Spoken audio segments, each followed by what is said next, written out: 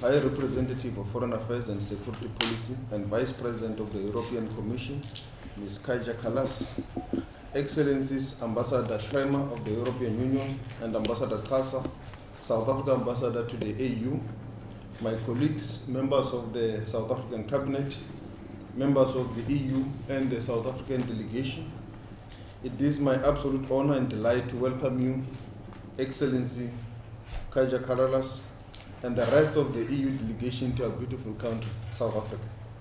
I particularly wish to extend my full gratitude to you for accepting the proposal for the 6th MPD to be held here in South Africa, instead of Brussels. You are now able to enjoy some of our beautiful sunshine, and you don't have to dress up for the cold weather in Brussels. Our meeting today represents a significant milestone as we meet to prepare for the 8th South Africa European Union Summit, noting that the 7th meeting was held 7 years ago in 2018. The 16th meeting occurs at an opportune time, following the strong momentum in bilateral relations, including engagements between our presidents, the most recent being the telephone call on the 10th of February between President Ramaphosa and His Excellency President Costa, as well as at meetings between President Ramaphosa and the excellent President von der Leyen at the UN General Assembly in September 2024, and at the G20 Summit in November in Brazil. On the 15th of January 2025, our senior officials led by the Director General, Mr. Zindengo, and Deputy Secretary General Simon Morley held the 16th session of the Joint Cooperative Commission in Brussels. During these bilateral engagements, we as strategic partners agreed on the need to strengthen our economic relations by, among others, resolving key challenges emanating in our trade sphere.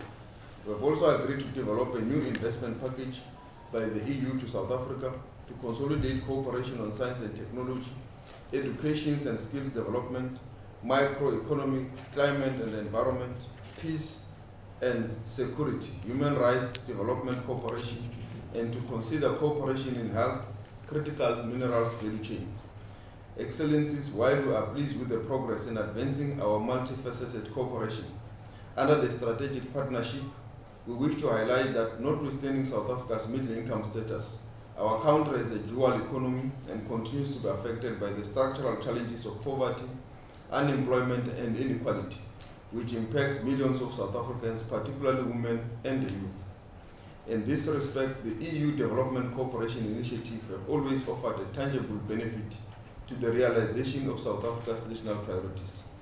We hope we can count on your continued support in the form of traditional development assistance for our domestic challenges, particularly as we are now faced with the urgent need to diversify our international development partners. From a geopolitical perspective, the 16th meeting is taking place in a rapidly changing world that is characterized by both interdependency and competition, and cooperation and conflict. We are witnessing the intensification of competition over trade, technology, and influence in global institutions. These developments were articulated by President Ramaphosa in his State of the Nation address, where he also outlined various measures to tackle our pressing economic challenges, such as the country's high unemployment rate, the need to build an integrated education system, and to make use of advanced technology to improve service delivery to our people. In all these areas, we are proud that we can count on the EU as a historic, reliable, and trusted partner. While this world presents challenges, it also offers opportunities. Perhaps now more than ever, the issue of the reform of the global governance institutions, such as the UN Security Council, is now a glaring matter that needs our urgent attention for us to be able to resolve conflicts when they occur. As we commemorate 8 years of the anniversary of the United Nations, let us be intentional and resolute in our determination to strengthen this organization and its agencies. Even more urgent and requiring all efforts from those of us who share values is the protection of multilateral institutions that are increasingly under attack to weaken them. In these turbulent times, it will serve us well to recall the historic foundation and shared values which underpins our partnership. The principles and values of democracy, respect for the rule of law and human rights, human dignity, equality, sovereignty, and respect with both South Africa and the European Union values. must continue to guide and inform our engagements and decisions. Your Excellency, this meeting today presents an opportunity for us to also hold discussion on regional issues that are of great concern to us. Our continent will remain seized with the objective of silencing the guns in Mozambique, in the Eastern Democratic Republic of Congo, Sudan, and South Sudan.